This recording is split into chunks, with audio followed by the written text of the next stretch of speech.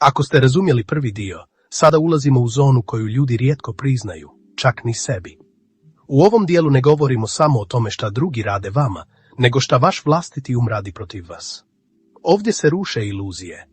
I zato većina ljudi nikada ne ide ovako duboko. Ljudi misle da odlučuju logikom. Ne odlučuju. Odluke se donose emocionalno.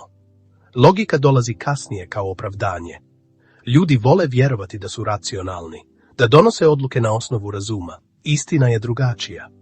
Mozak prvo donosi emocionalnu odluku, tek kasnije izmišlja logična objašnjenja, zato ljudi ostaju u lošim odnosima. Zato brane one koji ih povređuju. Zato kažu, znam da nije dobro, ali je emocija koja upravlja svime. Zato ljudi brane pogrešne odluke, ostaju u lošim odnosima, ponavljaju iste greške, a zatim kažu, znam ja šta radim. Psihološki savjet, ako želite promjenu, ne raspravljajte se s umom, razumite emociju ispod odluke. Unutrašnji mir provocira, jer podsjeća druge na njihov haos. Zato mirne ljude testiraju, pokušavaju ih izbaciti iz ravnoteže, izazivaju reakciju. Ako uspiju, pobijedili su. Ako ne uspiju, povlače se. Psihološki savjet, najveća dominacija je ostati stabilan dok drugi gube kontrolu. Emocije su zarazne, brže od riječi. Ako dugo boravite uz anksiozne, ogorčene ili ljute ljude, vaš nervni sistem to preuzima. Zato se ponekad osjećate loše bez jasnog razloga. Psihološki savjet, ne štitite samo svoje vrijeme. Štitite svoj nervni sistem. Mir nije neutralan. Mir izaziva.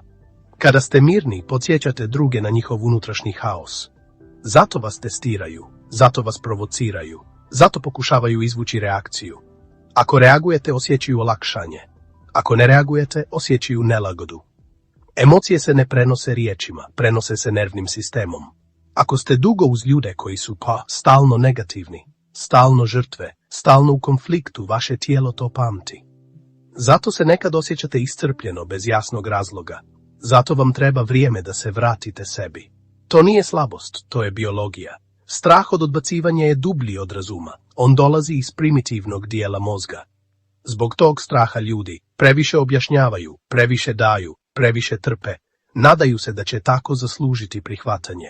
Moć ne kvari ljude, moć ih ogoli. Kada neko osjeti da se bojite da ga izgubite, ponašanje se mijenja.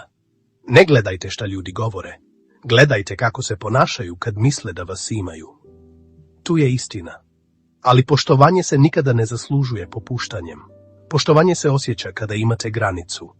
Mir razotkriva. Strah od odbacivanja je jedan od najdubljih ljudskih strahova.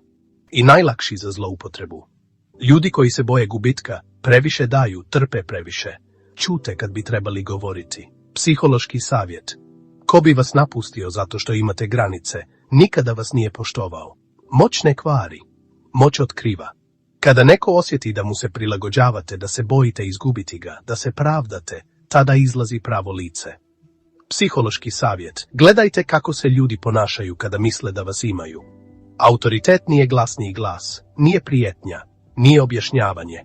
Autoritet je dosljednost, mirno ne, odsustvo potrebe da se dopadnete. Ljudi osjećaju unutrašnju stabilnost, ne morate je dokazivati.